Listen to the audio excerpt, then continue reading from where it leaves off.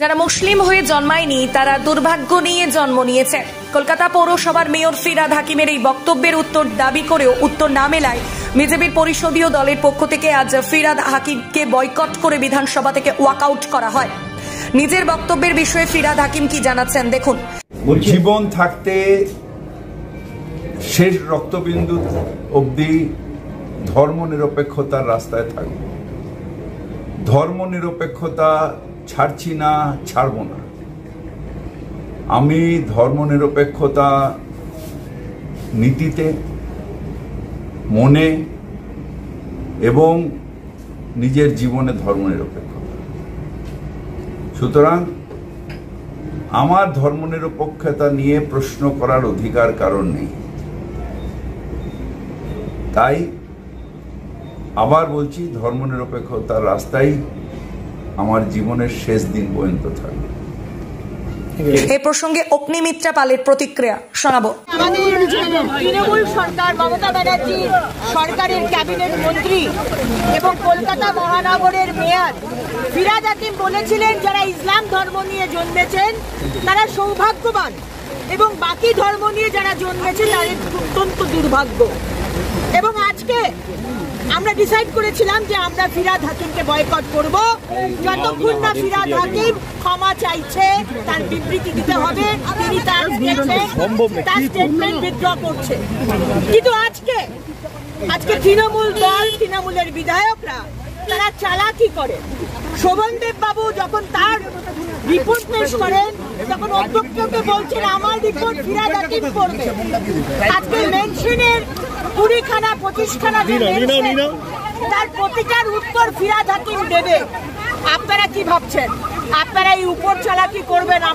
আপনার উপর চালাকিতে পা দেব? আপনাকে ক্ষমা চাইতে হবে। আজকে মমতা ব্যানার্জি তোষণের রাজনীতি করছেন।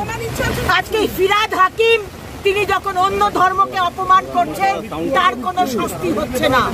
আজকে যখন টিএমসির বিধায়ক হামিদুর রহমান তিনি মুসলিম রাষ্ট্রের কথা বলছেন তার কোনো শাস্তি হচ্ছে না।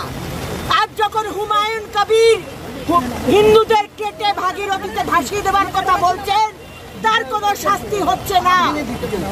আজ বলা হচ্ছে হিন্দুদের অত্যাচার হচ্ছে, হিন্দুদেরকে বাড়ি পুড়িয়ে দেওয়া হচ্ছে। আমাদের পূর্বপুরুষরা পালিয়ে এসেছিল বাংলাদেশ থেকে, আমরা কিন্তু আগামী দিনে পালিয়ে যেতে পারবো না, পালিয়ে যাব না। আজকে ফিরহাদ হাকিম আপনার এত উদ্ধত্ত, এত সাহস হলো কোথা থেকে? আপনি বিজেপিকে বলছেন, বিজেপির এমএলএদের বলছেন আপনারা বেরিয়ে যান। আজকে বিধানসভা থেকে বেরিয়ে যেতে বলছেন, কালকে আপনি পশ্চিমবঙ্গ থেকে আমাদের বেরিয়ে যেতে বলবেন। আমাদের এই আন্দোলন চলবে। ফিরহাদ হাকিমকে আমরা কমপ্লিট বয়কট করছি। আপনাকে ক্ষমা চাইতে হবে। সমস্ত ধর্মের মানুষ যাকে আপনি অপমান করেছেন, মুসলিম ধর্ম ছাড়া, আপনাকে ক্ষমা চাইতে হবে। আপনাকে আপনার স্টেটমেন্ট উইথড্র করতে হবে। তবেই আমরা ওইখানে আপনার সামনে আপনি উঠলে তবেই আমরা সেখানে আমাদের বিজেপি পরিষদীয় দলের সিদ্ধান্ত হয়েছে, যতক্ষণ পর্যন্ত না ফিরহাদ হাকিম মহাশয় তার সেই দাওয়াতে ইসলাম বক্তব্য যা ভারতবর্ষের সংবিধানে প্রতিফলিত হয় না এবং যে বক্তব্য সরাসরি ধর্মান্তরণকে উৎসাহিত করে, সেই বক্তব্য প্রত্যাহার করবেন, ততক্ষণ পর্যন্ত আমরা তাকে বয়কট করব। আজকে তাকে দিয়ে বারবার বলানোর চেষ্টা করা হচ্ছিল, সেই জায়গায় ভারতীয় জনতা পার্টির বিধায়করা ওনার বক্তব্যের সময় আমরা বেরিয়ে এসেছি। আবার উনি যখন বসেছে, আমাদের যখন বলবার সময় হয়েছে আমরা আবার এসেছি। কিন্তু তারপরে মাননীয় অধ্যক্ষ মহোদয় তাকে একটা বললেন যে তিনি বলবেন এবং তার পক্ষে যুক্তি রাখবেন। সেই যুক্তি রাখতে গিয়ে তিনি যেভাবে আঙুল তুলে অধ্যক্ষ মহাশয়ের উপস্থিতিতে আমাদের দিকে বললেন আপনারা বেরিয়ে যান, এটা সম্পূর্ণভাবে আজকের যে বিধানসভা, সেই বিধানসভার গরিমাকে ক্ষুণ্ণ করেছে।